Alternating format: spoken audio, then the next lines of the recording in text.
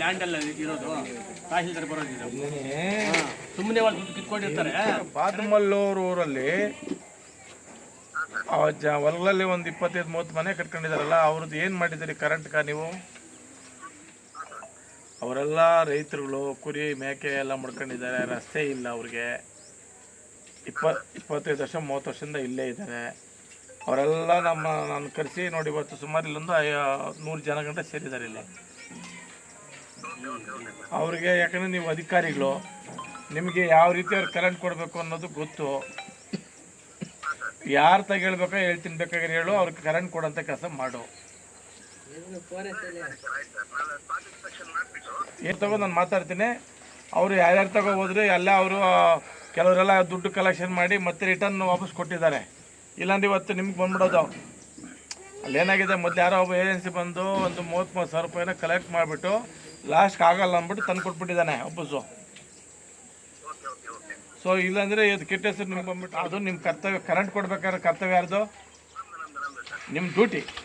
ಅದೇನು ಮಾಡ್ತೀರೋ ಮಾಡಿ. ಯಾಕಂದರೆ ಜಾರ್ಜಿಯವರು ಮೊನ್ನೆ ಹೇಳಿದ್ದಾರೆ, ಅರ್ಜೆಂಟಾಗಿ ಮಾಡ್ಕೊಬೇಕು ಅಂತ ಅವ್ರು ಒಂದು ಆದೇಶ ಮಾಡಿದ್ದಾರೆ. ಅವರು ಬೋರ್ ಮೋಟ್ರ್ ಕೇಳ್ತಾರಲ್ಲ, ಮನೆಗಳು ಕೇಳ್ತಾರದು.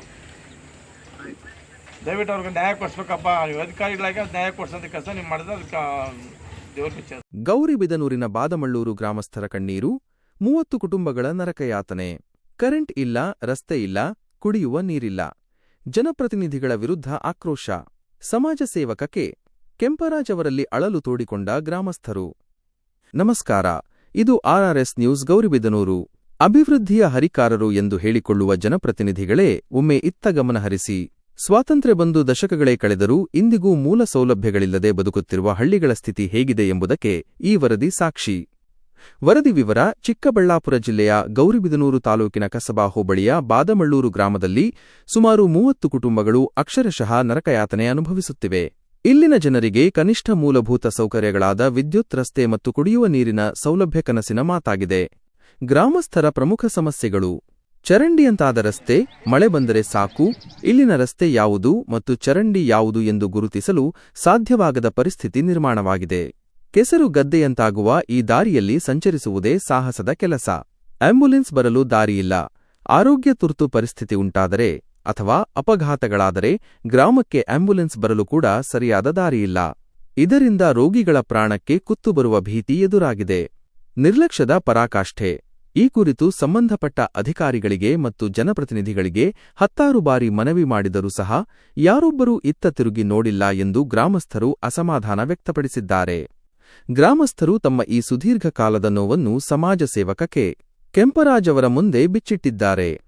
ನಮ್ಮ ಗೋಳು ಕೇಳುವವರಿಲ್ಲ, ನಮಗೆ ನ್ಯಾಯ ಒದಗಿಸಿಕೊಡಿ ಎಂದು ಕಣ್ಣೀರು ಹಾಕುತ್ತಾ ಅಧಿಕಾರಿಗಳ ಮತ್ತು ಜನಪ್ರತಿನಿಧಿಗಳ ಬೇಜವಾಬ್ದಾರಿತನಕ್ಕೆ ಶಾಪ ಹಾಕುತ್ತಿದ್ದಾರೆ.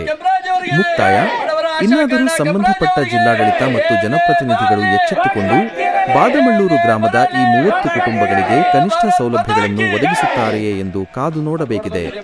ಕ್ಯಾಮರಾಮನ್ ಜೊತೆ